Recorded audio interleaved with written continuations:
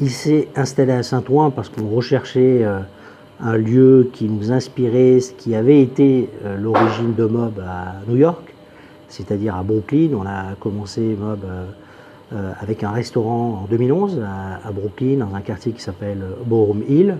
Et donc on essayait de chercher ce qui dans Paris nous faisait rappeler à la fois une atmosphère culturelle, une dynamique également associative très forte, tout en étant pas très loin de Paris. Voilà. Donc on a tourné autour des villes qui entourent le périphérique. Et c'est vrai que bon, j'avais moi beaucoup d'amis, en tout cas qui sont dans le coin.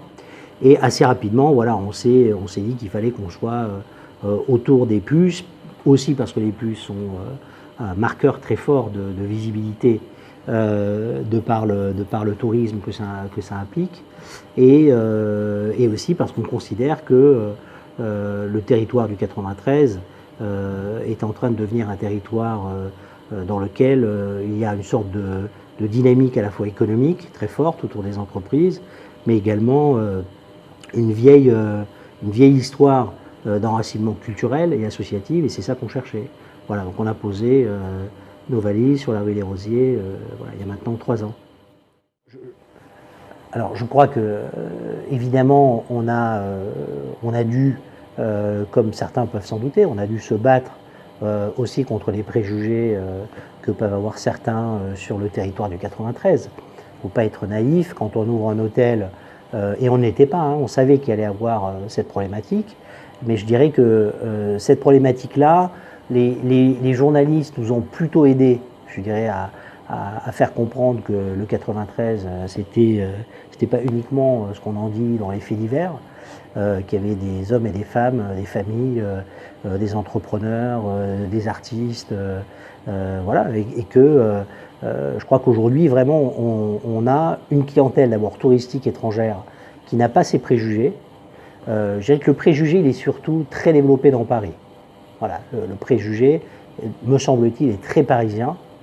Et je crois que même les Parisiens sont en train un peu de travailler leurs préjugés.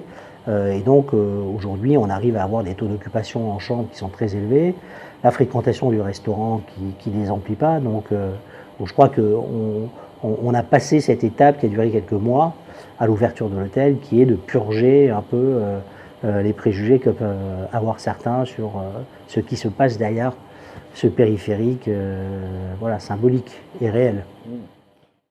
Je pense qu'il y a à la fois je pense, des initiatives qui sont prises et qui vont dans le bon sens. C'est-à-dire qu'on voit qu'il y a des énormes projets qui font que le 93 n'est plus, en tout cas, un territoire maudit tel qu'il avait été imaginé, ou plus exactement tel qu'il avait été perçu par beaucoup de gens. Il y a des choses réelles, et nous on le voit par exemple au niveau des entreprises. Il y a énormément d'entreprises qui s'installent dans le 93, aussi parce qu'elles fuient Paris. Hein, il y a aussi un retour du refoulé presque. Paris devient une ville très compliquée, une ville dans laquelle la circulation est concrètement un enfer. Et donc il y a énormément d'entrepreneurs qui se disent, bon, ben, en fait finalement je vais déplacer mon entreprise. De toute façon, mes salariés ils sont pas dans le 6e arrondissement ou dans le 7e, et donc ils se positionnent plutôt aux portes de Paris. Donc je crois qu'il y a effectivement un phénomène à la fois, je dirais, stratégique, qui est pour des raisons aussi de pression immobilière, dont 93 tire profit. Et donc je pense que tout ça va plutôt dans le bon sens. Voilà, ce que je crois qu'il faut maintenant activer, c'est faire découvrir le 93, nous on le fait au niveau de Saint-Ouen, mais à travers justement sa dynamique culturelle. Si on voit les grands territoires à l'étranger qui sont sortis de la perception territoire maudit et qui sont allés vers des territoires qui ont accueilli différents types de populations pour aller vers une mixité plus forte, et je crois que c'est vers ça qu'il faut aller aussi bien dans les territoires comme le 93, mais aussi à l'échelle du pays, il faut aussi s'appuyer sur la culture. Et si je prends l'exemple justement de New York, ce qui a accéléré finalement désenclavement d'un certain nombre de territoires. Si on prend le Queens, le Bronx, Brooklyn, Long Island, etc., c'est la culture qui a été le moteur du désenclavement de ces quartiers. Alors après, on retombe après de manière quasiment éternelle sur le débat de la gentrification. Voilà. Et comme je dis toujours, je préfère qu'on pose le débat de la gentrification plutôt qu'on ait à gérer des territoires qui s'enlisent dans la misère sociale, dans l'isolement au niveau de la mobilité, etc., etc. Alors, je rêverais de vous dire qu'on peut faire sans ces géants. Voilà. Donc, ces géants sont des géants et ce qu'il faut, c'est mesurer ces géants. Voilà. Donc, nous, aujourd'hui, ce qu'on a opté, nous, comme stratégie, c'est d'avoir un très faible pourcentage de nos réservations qui passent par ces plateformes, qui doit représenter de l'ordre d'à peu près 20% du taux d'occupation global de l'hôtel. Et pour le reste, on essaie d'être en direct avec nos clients afin d'éviter justement que notre hôtel soit rempli par les plateformes que vous connaissez. Ceci dit, l'intérêt tout de même de ces plateformes sur des territoires comme Saint-Ouen, et je pense que c'est quelque chose qu'on peut évoquer sur l'ensemble du 93, c'est que les gens vous voient. Voilà. En tout cas, vous êtes sur une plateforme dans laquelle il y a des dizaines de milliers d'hôtels, et donc vous êtes visible. Alors pas sur toutes les plateformes, parce que vous avez des plateformes par exemple qui sont très localisées sur Paris, et donc à partir du moment où vous êtes de l'autre côté du périphérique, vous n'y figurez pas. C'est d'ailleurs pour moi un sujet sur lequel les différentes structures du 93 devraient se pencher. Est-ce qu'il faut créer une rubrique Grand Paris, etc. Il faudrait justement qu'on puisse faire découvrir aux touristes ou à la clientèle business qui cherche un hôtel dans Paris pour quelques jours ou une semaine, de pouvoir justement découvrir qu'il y a de l'autre côté du périph' aussi des hôtels qui n'ont pas à rougir de ce que les hôtels parisiens peuvent proposer. Voilà. Et donc pour résumer, je pense que ces géants sont des géants, il faut faire avec, il faut les limiter, il ne faut pas être uniquement entre leurs mains, et il faut être un peu comme un Viet Cong, il faut avoir une stratégie justement de les utiliser pour être visibles, pour être visible sur la plateforme, et ensuite essayer de récupérer client après client. C'est ce que je veux dire par là, c'est qu'il faut réduire au maximum la part de pourcentage que vous réalisez avec eux. Voilà. Alors, il y a de nombreux sujets, mais je pense que le sujet il tourne autour de la manière dont on vit. C'est-à-dire en tout cas, beaucoup de gens. C'est-à-dire qu'il y a cette question, par exemple, de la réunion entre ce dont on a besoin pour travailler, c'est-à-dire des espaces de travail et des espaces de nuit.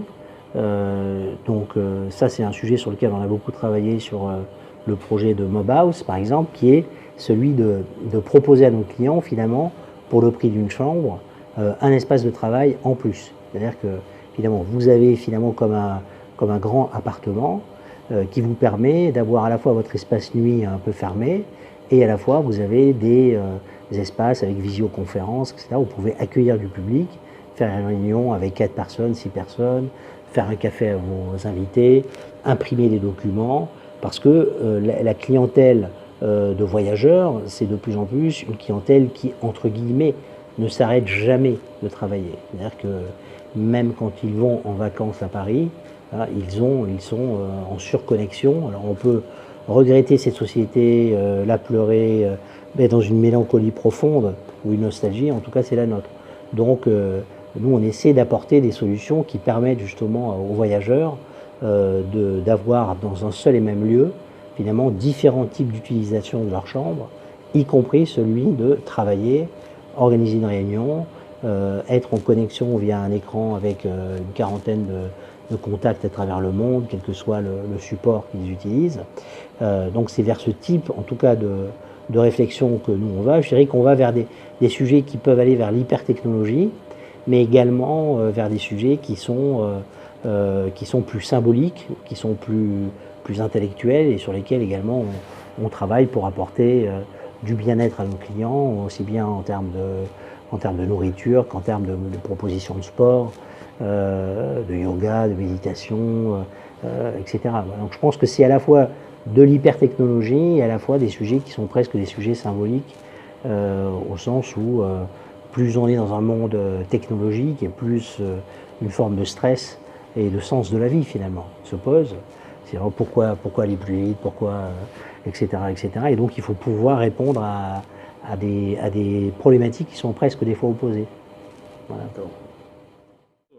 Ben, aujourd'hui, on a l'actualité, c'est le Mob House que nous ouvrons toujours à Saint-Ouen, donc à quelques centaines de mètres de Mob Hotel, qui lui, donc comme j'ai dit tout à l'heure, sera un hôtel plus tourné vers du moyen et du long séjour, avec une piscine, avec un jardin de 2000 m², avec un restaurant, avec des systèmes de visioconférence dans chaque chambre, avec plus d'espace, avec beaucoup de terrasses également sur les toits, avec cette connexion également qu'on aura avec la résidence de Paris-Dauphine, l'université de Dauphine, en relation avec les étudiants qui y sont. Donc on va faire beaucoup finalement de mutualisation d'idées avec les étudiants de Dauphine. Donc ça c'est notre actualité puisque c'est pour la fin de l'année prochaine. On a également un très très gros projet Gare de l'Est à Paris, donc on traverse le périph' dans l'autre sens, sur lequel on travaille et sur lequel on a déjà commencé à mettre en place un certain nombre de travaux. Donc ça c'est plutôt pour fin 2020, début 2021, en ouverture. On a également un projet à Bordeaux qui est en cours d'instruction. Donc un très très beau projet qui est une sorte de motel californien en plein Bordeaux, au bord de l'eau. Ça va être aussi un projet assez exceptionnel. On a un projet à Lisbonne également. Et puis on a trois projets aux États-Unis, un à Washington, un à Los Angeles, à Chinatown, et un autre à Boston. Donc ça, c'est les trois projets qui sont lancés. Et puis on est en train de travailler sur un projet un peu confidentiel à New York, sur lequel voilà, on est en pleine fusion de réflexion. Voilà.